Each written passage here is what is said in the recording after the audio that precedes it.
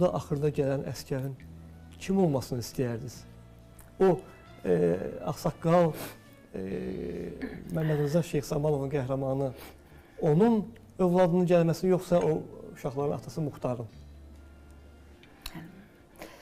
Çətin bir məqamdır. Çətin sualdır. İkisi də gəlsəydi daha yaxşı olardı. Amma orada bir nəfər gəlir. Şeyxsamanovun. Hətta necə kövrəlirəm mən o epizoda baxanda, o ruhani havası olur. 9 dublə çəkilib o, 9 dublə. Hər dubulda Şeyxsamanov rəhmətli ağlayırdı. Biz də baxırdıq ona. Mənim üçün də ağlamaq çox çətindir. O vaxtı çətin idi ki, mən bilirdim burada ağlamalıyam. Ay Allah, həyəcan keçirdirdim ki, necə ağlayacağım, görən alınacaq məndə, görən alınacaq. O proses çox şeydir, konsentrə olmalısan da. Kino ümumiyyətlə konsentra sənətidir.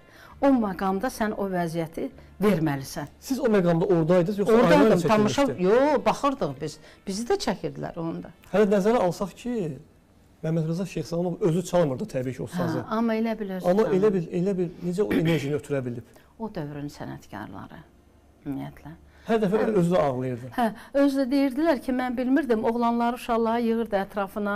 Onlarla elə birlik yaratmışdı, onlarla söhbətlər eləyirdi. Onlara, məsələn, gələcək həyatları haqqında müraciət eləyirdilərsə, məsləhət verirdi. Çox xeyirxah bir insan idi.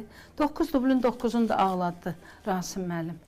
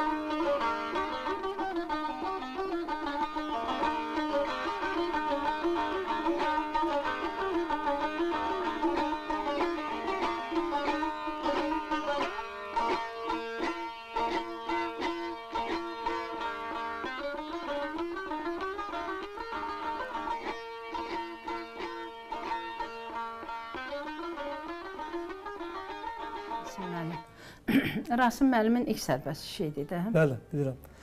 Ona görə çox məsuliyyətlə yanaşırdı. Hər şeyə məsuliyyətlə yanaşırdı. Ümumiyyətlə, bütün